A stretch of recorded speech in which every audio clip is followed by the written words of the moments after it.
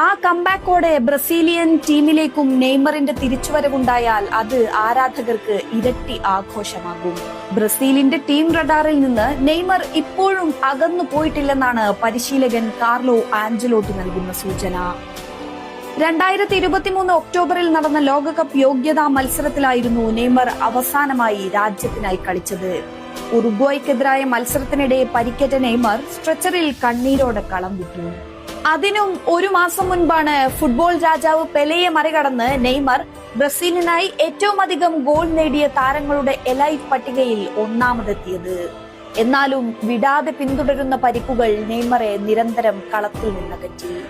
റൊണാൾഡോയെ പോലെയോ മെസ്സിയെ പോലെയോ അല്ലെങ്കിൽ അതിനും മേലെയോ നിൽക്കുന്ന ഒരു കരിയർ ഗ്യാരണ്ടി ഉണ്ടായിരുന്ന ഒരാളാണ് കാലത്തിന്റെയും പരിക്കിന്റെയും ക്രൂരതയിൽ ആവറേജ് കരിയറിൽ ഒതുങ്ങിയത്.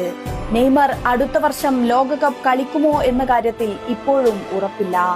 എന്നാൽ ടീമിലുണ്ടെങ്കിൽ ഒറ്റക്കാലിലേന്തിയെങ്കിലും അയാൾ ടീമിനായി തനിക്കാവുന്നത് ചെയ്യും.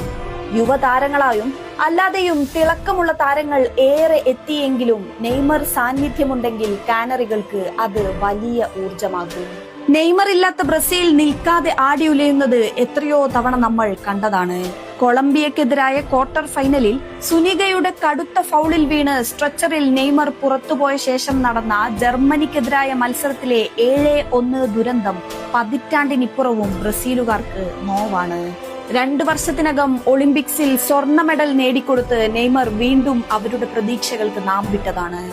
റഷ്യൻ ലോകകപ്പിൽ പക്ഷേ ഡിബ്രോയിന്റെ ബെൽജിയത്തിന് മുന്നിലും ഖത്തർ ലോകകപ്പിൽ മോഡ്രിച്ചിന്റെ ക്രൊയേഷ്യക്ക് മുന്നിലും നെയ്മറിന്റെയും ബ്രസീലിന്റെയും പോരാട്ടം അവസാനിച്ചു. പരിക്കും പ്രായവും പരിമിതിയായാൽ പോലും അയാളിൽ ഇനിയും അത്ഭുതങ്ങൾ ബാക്കിയുണ്ടെന്നാണ് ഇപ്പോഴും കാനറി ആരാധകർ കരുതുന്നത്. നെയ്മർ ആയതുകൊണ്ട് മാത്രം നമുക്കും അതിന് കാത്തിരിക്കാം.